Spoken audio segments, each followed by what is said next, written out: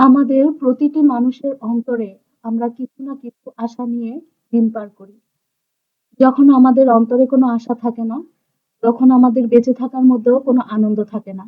আর যখন আমাদের অন্তরে আশা থাকে, স্বপ্ন থাকে, তখন আমাদের বেঁচে থাকতে ইচ্ছে করে, ইচ্ছে হয়। যার ভিতরে আশা নেই, স্বপ্ন নেই, সে তো একটা জীবন্ত লাশের মতনই। আমরা অনেকেই আমাদের জীবন নিয়ে হতাশ হয়ে পড়ি। জালিমদের জুলুমে আমরা অত্যাচারিত হতে হতে আমাদের পিঠটা দেয়ালে ঠেকে যায়। আমরা কিছু বলতে পারি না, করতে পারি না। হতাশ হয়ে জীবনের প্রতি একদম নিরাশ হয়ে ডিপ্রেশনের একদম অতল গভীরে হারিয়ে যাই। এই যে পবিত্র রমজান মাস আসলো, আবার চলে যাচ্ছে। তো প্রতিদিন যখন একটু একটু করে কোরআন তেলাওয়াত করি, বাংলা অনুবাদ সহ পড়ি, তখন প্রায় প্রত্যেকটা সূরাতেই একটা কথা উঠে এসেছে যে আমি জালিমদেরকে অবকাশ দেই। আমি জালিমদেরকে অবকাশ দেই তার একটা নির্দিষ্ট সময় পর্যন্ত।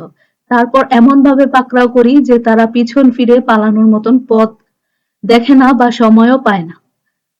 তো প্রিয় ভিউয়ার্স আপু ভাইয়েরা, যারা আপনারা অনেকেই আমরা আছি যে আমরা হচ্ছে জুলুমের শিকার হই ঘরে, বাইরে, সমাজে, আত্মীয়-স্বজনের কাছে, পাড়া প্রতিবেশীর কাছে অথবা কিছু, কিছু মানুষের কাছে যাদের কাছে হচ্ছে আমরা হয়তো অনেক সময় অনেক কিছু নিয়ে চুক্তিবদ্ধ হইছি বা কর্মক্ষেত্রে জীবনের কোথাও না কোথাও হচ্ছে আমরা জুলুমের শিকার হচ্ছি। তো প্রিয় ভিউয়ার্স আপু ভাইয়েরা ধৈর্য ধারণ করুন। আমিও ধৈর্য ধারণ করতেছি। ইনশাআল্লাহ আপনারাও সফল হবেন ধৈর্য ধারণ করলে, আমিও সফল হব। অনেক বেশি কথা বলে ফেললাম, অনেক বড় কথা বলে ফেললাম। প্রিয় ভিউয়ার্স আপু ভাইয়ারা, আশা করছি আল্লাহর অশেষ রহমতে আপনারা সবাই ভালো আছেন। আচ্ছা, আপনাদের রমজান মাসটা কেমন কাটলো? আলহামদুলিল্লাহ আমার রমজান মাসটা কিন্তু ভালোই কেটেছে। আমার বাসায় যেহেতু বেশি মানুষ নেই আর বাচ্চা-কাচ্চাও নেই, তো বেশি ঝামেলাও নেই। সারাদিন একা একাই থাকি।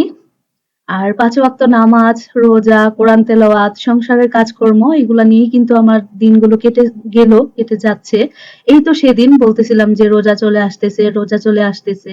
এখন আবার বলতেছি যে ঈদ চলে আসতেছে। আবার এরকম করেই হচ্ছে ঈদও চলে যাবে, তারপর আবার কুরবানির ঈদ চলে যাবে। কুরবানির ঈদ চলে আসবে আবার চলে যাবে। তো জীবন থেকে কিন্তু প্রতিটা মুহূর্ত এভাবেই হারিয়ে যাচ্ছে। প্রতিটা সময়, প্রতিটা দিন, প্রতিটা সপ্তাহ, মাস, বছর এমনই করে আমাদের জীবন থেকে হারিয়ে যাচ্ছে। কিন্তু আমরা উপলব্ধি করতে পারতেছি না, বুঝতে পারতেছি না। এই সময় কখনোই আর ফিরে আসবে না। সুতরাং সময় থাকতে সময়কে কাজে লাগান।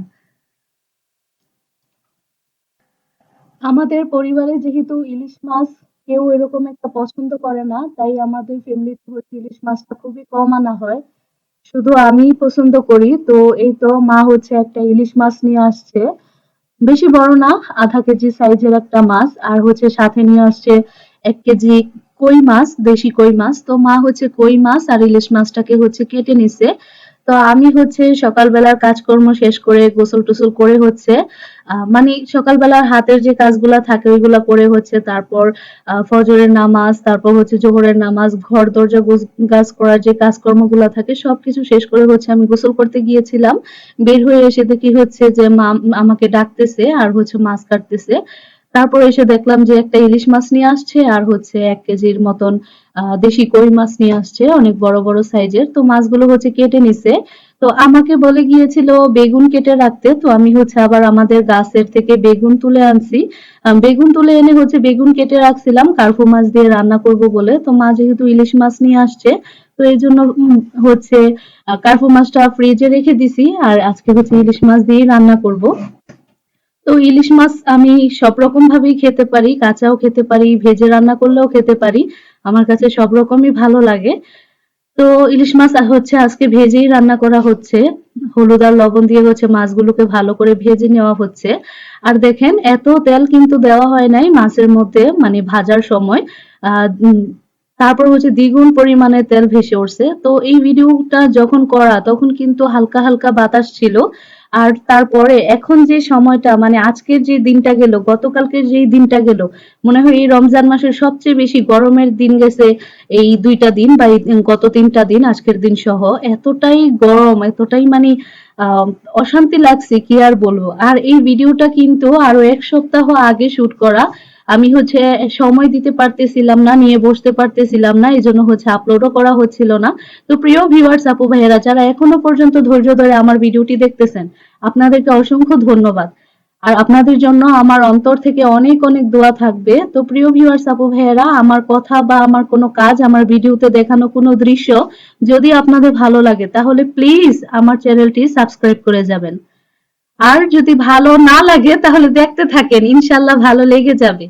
একদিন না একদিন একটা না একটা ভিডিও ভালো লেগে যাবে। আর একটা লাইক কিন্তু দিয়ে যাবেন। আর গত ৪-৫ দিন ধরে আমাদের ঘরে সত্যি বলতে কোনো ভাজা পোড়া এই জাতীয় ছোলা বা বেগুনি আলু চপ পেঁয়াজু আমি বানাইতেছি না। তো এতটাই হচ্ছে গ্যাস জমে গেছে, গ্যাস্ট্রিকের প্রবলেম হচ্ছে, তো এই জন্য হচ্ছে আর জ্বালা পোড়া বুকের ভিতরে জ্বালা পোড়া করে এত ভাজা পোড়া খেলে, এজন্য আমি বলছি যে আমি আর ভাজা পোড়া করব না, ভাজা পোড়া বানাবো না আর রান্নাও করব না, ভালো হয়ে যাব আর তেলের জিনিস খাবো না। তো এখানে হচ্ছে আমি কিছু ধনে পাতা তুলে নিতেছি আর বাবা হচ্ছে পুঁইশাকের জায়গাটাকে হচ্ছে নিড়ে দিতেছে, ঘাসগুলো বেছে দিচ্ছে। আর মা তো ইলিশ মাছের তরকারি রান্না করতেছে, তারপর হচ্ছে এই যে দেখতেছেন ছোলা সিদ্ধ করতেছি। তো ওই দিন যে ছোলা খাওয়া হয়েছে তারপরে আরেকবার খাওয়া হয়েছে, তারপর এখন পর্যন্ত আর খাওয়া হয় নাই। এই পুরো রমজান মাসে হচ্ছে এই যে আজকে ছোলা সিদ্ধ করার দৃশ্য দেখতেছেন, এটা নিয়ে হচ্ছে মোট ৩ বার ছোলা সিদ্ধ করছি। তো এখনো হচ্ছে ফ্রিজের মধ্যে ছোলা একদম ভুনা করে রেখে দিছি, আছে ৩-৪ প্যাকেট আছে এখনো, খেতে ইচ্ছে করে না এখন আর, এত ভাজাভুজি খেতে ইচ্ছে করে না, ভালো লাগে না। তো ইলিশ মাছের তরকারিটার মধ্যে কিন্তু বেশি ঝাল দেওয়া হয় নাই, কমই ঝাল দেওয়া হয়েছে। আমি বলতেছিলাম যে মা রমজান মাসে এত বেশি ঝাল দিয়েন না তরকারিতে। তো আমাদের মরিচগুলা এতই সুন্দর, শুকনা মরিচের গুঁড়া হলুদের গুঁড়াগুলো এতই সুন্দর, আমি সব সময় হচ্ছে নিজে বাজারে গিয়ে নিজে পছন্দ করে শুকনা মরিচ আর শুকনা হলুদটা আমি নিজে হচ্ছে কয়েকটা দোকান ঘুরে ভালো চেয়ে হচ্ছে পরিষ্কার চেয়ে যে হলুদ আর মরিচটা সুন্দর সেইটা বাড়িতে কিনে নিয়ে এসে, বাজার থেকে কিনে নিয়ে এসে বাড়িতে হচ্ছে একটা রোদ দিয়ে শুকিয়ে তারপর কিন্তু মরিচের বডু বেছে, তারপর হচ্ছে হলুদ পরিষ্কার করে তারপর কিন্তু বাজারে নিয়ে যাই, নিয়ে হচ্ছে নিজে বসে থেকে মেশিন ঘর থেকে ভাঙিয়ে নিয়ে আসি।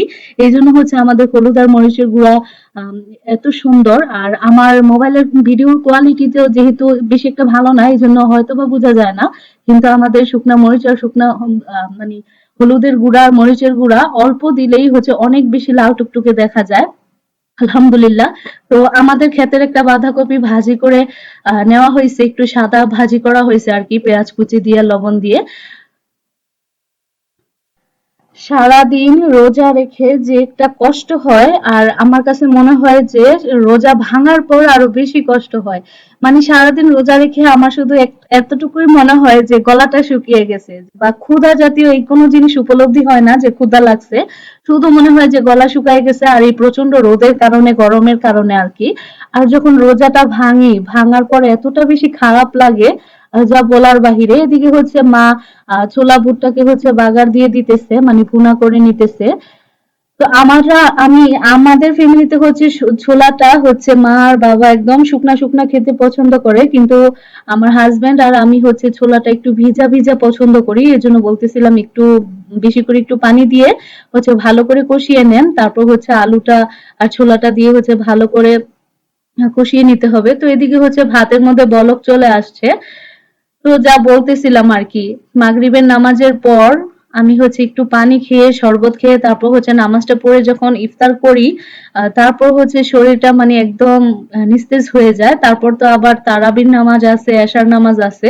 তো এশারের নামাজ তারাবির নামাজ শেষ করেই কিন্তু আপনাদের সাথে ভিডিওতে কথা বলতেছি। তো প্রিয় ভিউয়ার্স আপু ভাইয়েরা, আজকে আমাদের এই ছিল রান্না বান্না আর খাওয়া দাওয়া। সকালবেলা হচ্ছে ঘর দরজা গুছিয়ে হাতের কাজটা শেষ করে হচ্ছে রান্না বান্নার জোগাড় করে হচ্ছে রান্না বান্না করলাম। আর এখন এই তো মাগরিবের আজানের ১০-১৫ মিনিট আগে হচ্ছে একটু গরম গরম পেঁয়াজু ভেজে নিতেছি।